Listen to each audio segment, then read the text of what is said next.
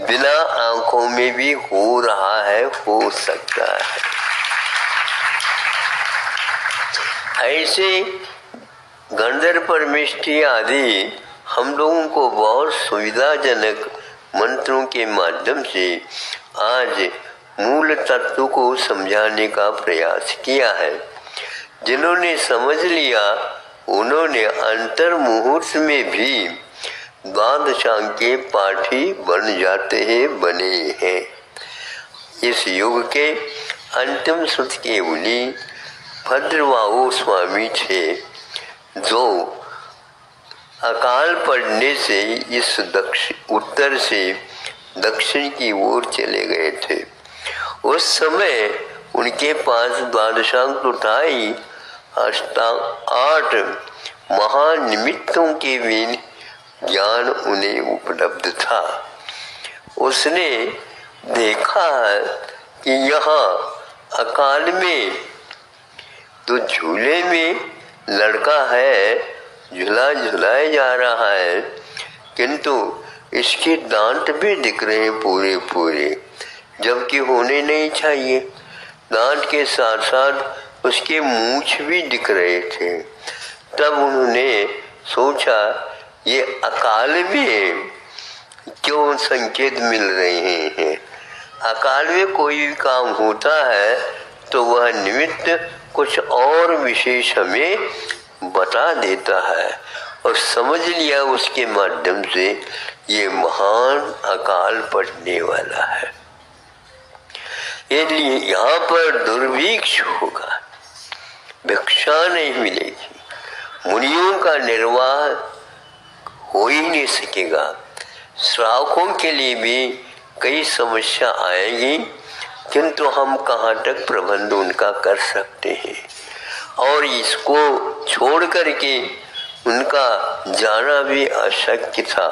बहुत विनय अनुनय किया, फिर भी गुरु ने कहा कि भैया हमें जाना अनिवार्य है, अकाल पड़ने वाला। महाराज हम भी तो है, लेकिन इसके उपरांत भी आप लोग व्यवस्थित करके देख लो।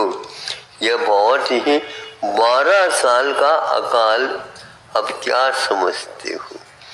1 साल भी यदि वर्षा नहीं हो तो यहाँ पर पूरा का पूरा कुछ भी नहीं, सूखा सूखा होगा। ऐसे आपत्तियों में भी मुनि संघ जो 24,000 का संघ था, वह आधा करके दक्षिण की ओर भेजे चला गया, और यहाँ पर आधा संघ यहीं पर उत्तर में विचरण करने लगा। उस अकाल का प्रभाव चालू हो गया और धीरे धीरे शैथिल्य भी आने को तैयार हो गए हैं। बहुत परिस्थितियां हैं, आगम से सुनने से कैसे ज्ञात होता है। वह काल बहुत ही कठिन काल था, लेकिन था।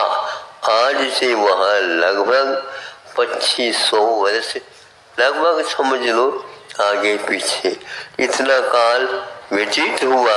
उस समय वही भद्रबाहु महाराज जी का संघ दक्षिण की ओर चला गया, जो श्रवण बेलगुला इस ओर की बार। एक मत ऐसे भी मिलता है, वो एक प्रकार से नेपाल की ओर चले गए। तो यह इतिहास की बात है।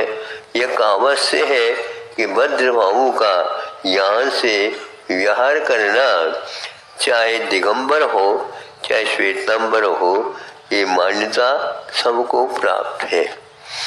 इस पीछे को सुरक्षित रखना खेल नहीं था। यह संयम कभी भी छोड़ नहीं सकते।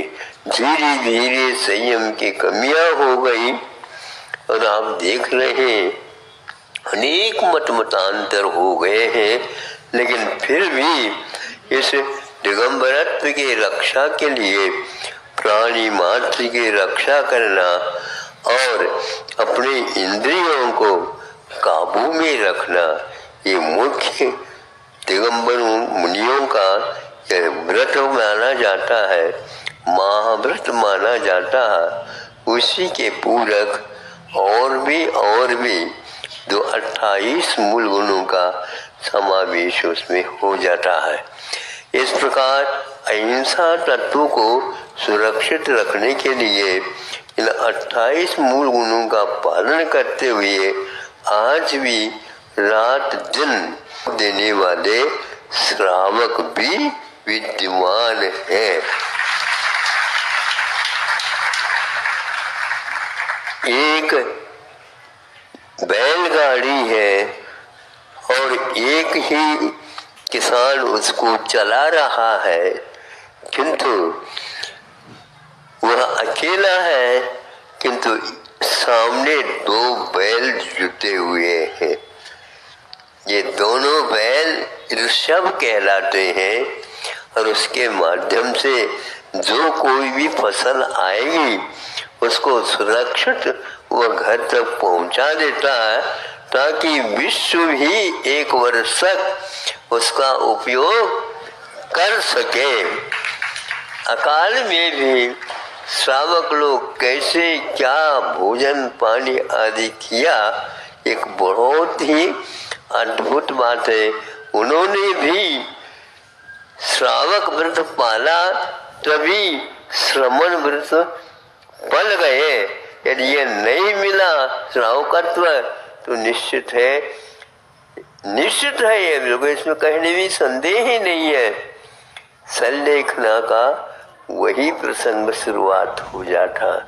कितने महाराजों को भी इस प्रसंग में नहीं मिला होगा आहार पानी आश्रय आदि, तो उनकी समाधि हो गई ही होगी। निश्चित रूप से चेलना की कथा पढ़ लीजिए तो सारा का सारा उसमें समावेश हो जाता है। तो यहाँ पीछे 1 साल में 1 बार बदल देते हैं ऐसा तो नहीं है, लेकिन फिर भी इसमें कठोर गुण में कमी, मृदु गुण में कमी आनी चाहिए, उसको कठोरता आ जाती है उसमें। उसके कारण छोटे छोटे जंतुओं का संरक्षण कठिन हो जाता है, इसलिए उसको बदल देते। बदलने का अर्थ ये भी श्रावकों के ऊपर ही आधारित है। जैसे महाराज ने कहा, यह हिंसा परक उत्पादन नहीं है, किंतु अहिंसा परक है। यह विशेष बात है।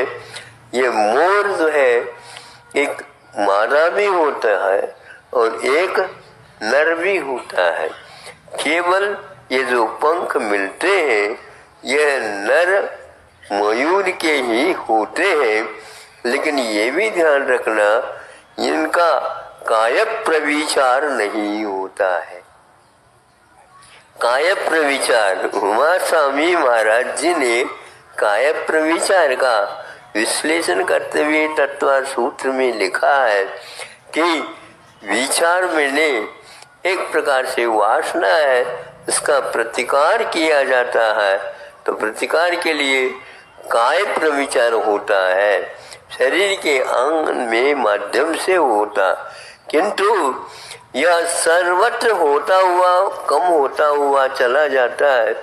किंतु मोर जब नाचने लग जाता है तो उसके आंखों में से आंसू पानी मद या कुछ भी कह दो वह गिर जाते हैं और उनको सामने वाला जो मादा मोर है उसको पी जाता है।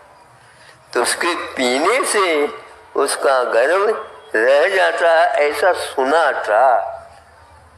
इसीलिए मुनि महाराजों के हाथ में वो आती है पीछे, ऐसा तो नहीं कह सकते, लेकिन यह भी कुछ कारण होगा।